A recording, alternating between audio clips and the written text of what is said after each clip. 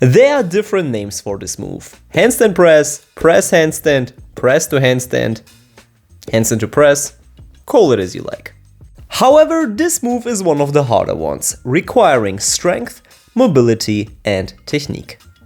Definitely not a beginner move, but in my opinion easier than many calisthenic skills like front lever, back lever, planche and so on.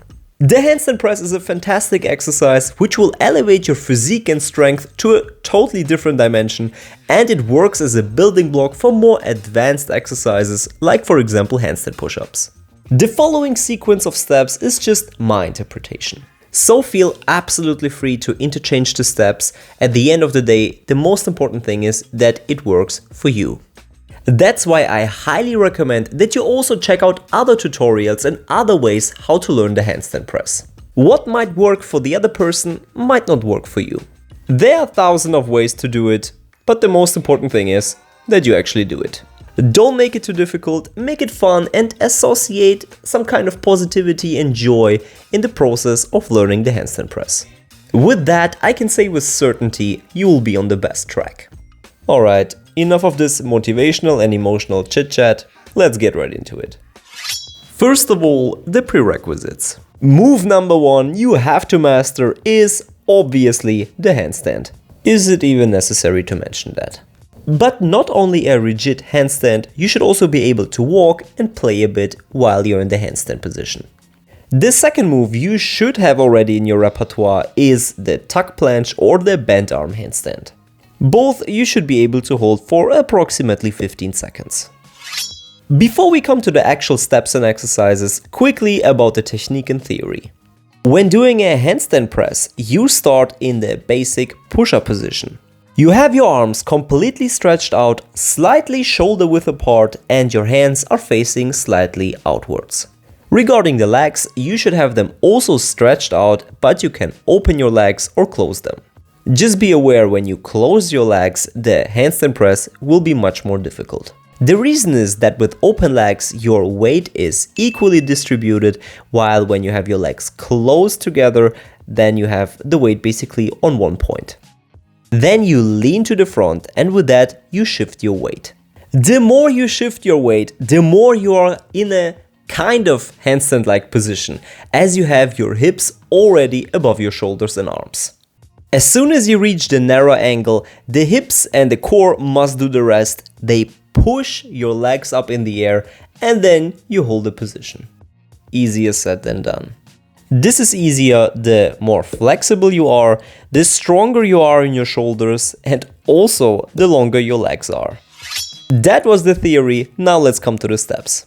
Before you start, make sure to have a proper warm-up. These exercises are highly intensive on your wrists and generally on your whole body. This might also prevent cramps and, of course, injuries. Alright, step number 1 is actually really simple. As already mentioned, you go into a kind of pike push-up position where you have your hands slightly facing outwards and a bit more than shoulder width apart. Then walk towards your arms with open legs while keeping your hips as high as you can. Then you lean to the front so that you are basically on your toes, standing, with the thought of having your hips directly above your shoulders. Hold this position for at least 5 to 10 seconds. 10 preferably. Mastering this very first step is absolutely crucial for your handstand press, and it's about getting your body, upper and lower body, ready. Not only that, also psychologically it has a really important effect, and especially for the next step. And that are handstand negatives. You go into the handstand position as you usually do, and then you go down with your legs and your hips slowly and controlled. This is super difficult, especially if you try to keep a straight upper body form. You can of course do the second step against the wall, but I recommend that you do it freestanding. Do 5 sets of 5 repetitions. Alright, the next step are one leg elevations or one leg kicks. As the name already says it, you kick up with one leg. In step number 1, we trained the upper body and strength. In step number 2, we trained the balance and coordination. And here we combine both. Just like in step number 1, you bring your hips and your legs as close to your upper body as possible. In the beginning, it's absolutely okay to push up strongly so that you kind of get even into a handstand, but the more you proceed and the more you train this move, try to keep this pushing effect to a minimum. Do not push or pull yourself too strongly. Rely more and more on your upper body and also on the flexibility of your legs. That means first strength, mobility and technique before you use momentum. Here also do 5 sets of 5 repetitions.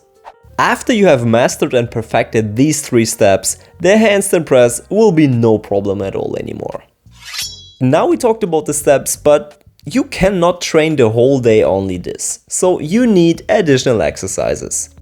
First of all, push-ups. Push-ups are extremely helpful. Especially pike push-ups and explosive push-ups will help you a lot in shortening the time of learning this move. They target the shoulders specifically, and push-ups generally also target your core.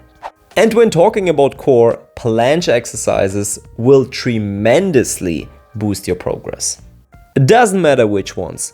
Normal tuck planches, tuck planche push-ups, one leg tuck planches, straddle planches, whatever comes to your mind.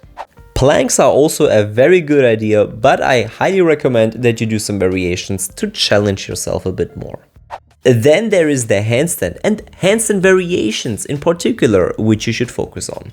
Handstand variations train the weirdest, deepest, most uncommon muscle groups you can imagine. From your neck to your toes, they hit literally everything. That's why handstand variations are 100% a good idea. Then there is also this exercise, no idea how it's called, looks also a bit weird, kind of like a peeing dog. You get it. If you have some other useful exercises in mind, write them down in the comments below. And finally, some quick tips. Tip number 1 is very obvious, a high lean. If you have your hips like I do right now, you will never be able to do a handstand press. That simply would be way too much stress on your shoulders. An easier way to do the handstand press is when you have your legs already at a higher elevation. Like this, you basically artificially lengthen your legs and you have your hips above your hands. But I do not recommend to always train like this, as the muscle activation is definitely a bit different. That may be a good jumping board, but should not be our baseline. The next tip is to really stretch from time to time. If you generally do not ever stretch and now you would start stretching, I can guarantee you that you will have it much easier in learning the handstand press. And not only for the handstand press, generally stretching has many positive beneficial effects for your health. The more flexible you are, the easier this move will be and the better you can also perform the tilt. That's why you will find 11-year-old girls doing that with ease. Another tip is, training the handstand press goes hand in hand with training the planche. The better you are in doing the planche, the easier the handstand press will be, and vice versa. That's why when you ever get bored of training the handstand press but you don't want to lose your gains, start with the planche. And the last tip, maybe one of the most important tips, is how you have your arms. Fact is, if you have your arms bent, the handstand press is easier. That has 2 reasons. First of all, it's easier to put your hips above your arms. And the second reason is that if you have already quite a bit of upper body strength, it's easier to push up into the handstand from this position. Of course, it also looks quite cool, but our aim is of course the original version with straight arms. It's absolutely fine to integrate this into your workout, but don't exaggerate. Guys, I hope you enjoyed the tutorial and that you had some fun watching it. I wish you much success in learning this not so easy skill. Always train safely and develop a workout plan which works best for you. And if you need one, contact me. Don't forget to subscribe for more tutorials, stay healthy, and see you next time.